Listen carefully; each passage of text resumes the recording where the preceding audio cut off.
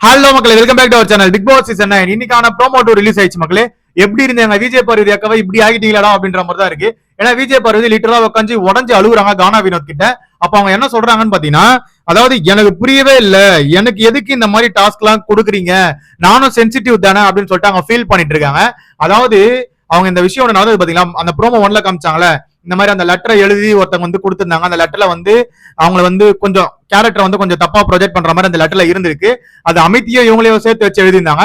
So அதனாலதான் இவங்க வந்து உடஞ்சாங்க. அவங்க என்ன போயிட்டு பிரின்சிபல் கிட்ட கம்ப்ளைண்ட் பண்ணிருக்காங்கன்னா, ஸ்டூடெண்ட் வந்து ஃபன் பண்றதுக்கு ஒரு மீட்டர் இருக்கு அப்படின்னு தான் நான் சொன்னேன். பட் ஆனா அவர் வந்து எல்லாருக்கும் வந்து பேசுறதுக்கு ஒரு வாய்ப்பை கொடுத்துட்டாரு. அதாவது எல்லார்கிட்டயும் போயிட்டு அதுக்கான ஒப்பீனியனை கேட்டிருக்காங்க போல. அதுதான் வந்து விஜய் போறதுக்கு ரொம்ப கஷ்டமா இருந்திருக்கு. அதாவது நீங்க வந்து இந்த மாதிரி ஃபன் பண்றதுக்கு ஒரு மீட்டர் இருக்குன்னு சொல்லுங்க, அந்த மாதிரி தான் நான் சொன்னேன். ஆனா அவர் என்ன பண்ணிட்டாருன்னா, அந்த ஒரு மேட்டரை தூக்கி போட்டு எல்லாருக்கும் பேசுறதுக்கு அது ஒரு வாய்ப்பா அமைச்சு கொடுத்துட்டாரு அப்படின்னு சொல்லிட்டு பிரின்சிபல் மேல ஒரு குற்றச்சாட்டை வச்சுதான் ஃபீல் பண்றாங்க. அது எனக்கு தெரிஞ்சு இது வந்து பர்சனல் விஷயம், பர்சனலா வந்து அட்ரஸ் பண்ணி வேலையை முடிச்சிருக்கலாம். அது எதுக்கு சபையில எடுத்துட்டு வந்து எல்லாரையும் பேச வச்சு ஒருத்தன் இந்த மாதிரி ஹர்ட் பண்ணணும்னு தெரியல.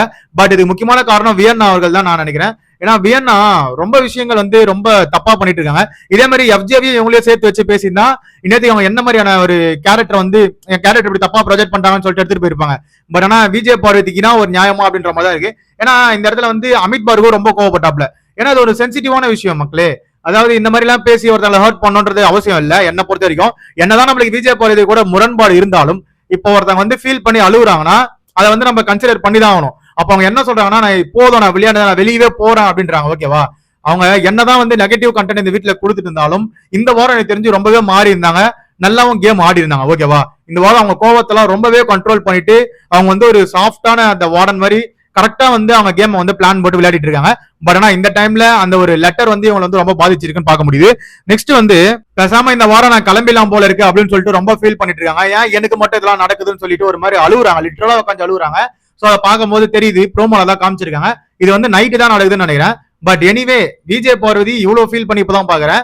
அவங்க வந்து அந்த லெட்டர்ல வந்து ஒரு வார்த்தை வந்திருக்கு, அதாவது எஃப்ஜேக்கு கையில அடிபட்டிருக்கு மக்களே, கையில வந்து வெட்டிங்கன்னா அதனால அவன் வந்து கன்ஃபர்ஷன் ரூம் கூட்டு போயிட்டு திரும்பி வந்து வரும்போது பிக் பாஸ் டீம்ல இருந்தும் மெடிக்கல் டீம்ல இருந்தும் வந்து அவர் வந்து எந்த வேலையும் செய்யக்கூடாது, வெயிட் தூக்கக்கூடாதுன்னு சொல்லிட்டாங்க.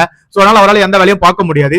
அதனால விஜய் பார்வதியிலையும் தனியா வேலை பார்க்க முடியாது. ஆனா மொத்த வீட்டுக்கும் அவங்களே வந்து சமையல் செஞ்சு போட்டு வெசல் வாஷ் பண்ணி கொடுக்கலாம், எவ்வளவு பெரிய கஷ்டம் உங்களுக்கே தெரியும். அது மட்டும் இல்லாம இந்த ஸ்டூடெண்ட்ஸ் எல்லாருமே வந்து கண்ட்ரோல் பண்ணி அவங்க எல்லாரையும் காலையில எழுப்பி அவங்களை அனுப்புறதுக்குள்ளே உங்களுக்கு போதும் ஆயிடும். சோ அதனால அவங்களுக்கு ஒரு ஹெல்ப்புக்கு வேணும்னு சொல்லிட்டு அமித் பார்கவ கேட்டாங்க. அதுதான் அவங்க பண்ண தப்பு. அமித் பார்கவ பிரின்சிபல் வந்து ஓகே நீங்க யூஸ் பண்ணிக்கோங்க அந்த கிச்சன் டீம்ல அப்படின்னு அமித் பார்கவ வச்சு இவங்க வந்து தப்பா வந்து ஒரு கேரக்டர் வந்து போர்ட்ரே பண்ணிருக்காங்க. அதனாலதான் வந்து விஜய் பார்வதி இவ்வளவு தூரம் மன உடஞ்சு பேசியிருக்காங்க. சோ எங்க போய் முடிய போதுன்னு தெரியல. பட் ஆனா வீக்கெண்ட்ல வியன்னா அவர்களுக்கு சரியான ரோஸ்ட் இருக்கு மகளே. போன வீடியோல நான் சொன்ன மாதிரி தான் வியன்னாவை தூக்கி போட்டு அடிக்க போறாங்க. ஏன்னா வியன்னா பண்ற வேலைகள் அந்த மாதிரி இருக்கு. பிக் பாஸோட டாஸ்க் லெட்டர் கிளிக்கிறீங்க, ஒருத்தரோட கேரக்டர் வந்து தப்பா பேசியிருக்கீங்க. அது மட்டும் இல்லாம ஸ்கூல்ல நீங்க என்னதான் பண்ணாலும் இந்த மாதிரி லெட்டர் எல்லாம் வந்து கமெண்ட்ஸ் எல்லாம் வந்து ரொம்ப பாஸ் பண்ணுவாங்க. பட் அது ஒரு பேட் எக்ஸாம்பிள், வெளியே நீங்க அதை பேட் எக்ஸாம்பிள் வந்து போர்ட்ரே பண்ணக்கூடாதுல, சாரி ப்ரொஜெக்ட் பண்ணக்கூடாதுல. அதுதான் வந்து நான் சொல்றேன். அவங்க என்ன ஒரு மைண்ட் செட்டை பண்ணிட்டு இருக்காங்கன்னு தெரியல, பொறுத்திருந்து பார்ப்போம்.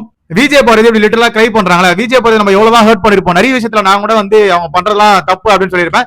பட் ஆனா அவங்க வந்து நான் வெளியே போறேன்ற லெவலுக்கு போறாங்கன்னா அது அவங்களை எந்த அளவுக்கு பாதிச்சிருக்குன்னு தெரியல, பொறுத்திருந்து பார்ப்போம் மக்களே. விஜய் பார்வதி பத்தின கருத்துக்களை கீழே கமெண்ட் செக்ஷன்ல கமெண்ட் பண்ணுங்க. அதை பார்த்து நான் தெரிஞ்சு அதுக்கு நம்ம சேனலை சப்ஸ்கிரைப் பண்ணுவாங்க, கூட இருக்க பெல் ஐகானை தட்டி விடுவாங்க. அப்பதான் நம்ம போற வீடியோ உடனே வந்து சேரும். Love you, bye, take care.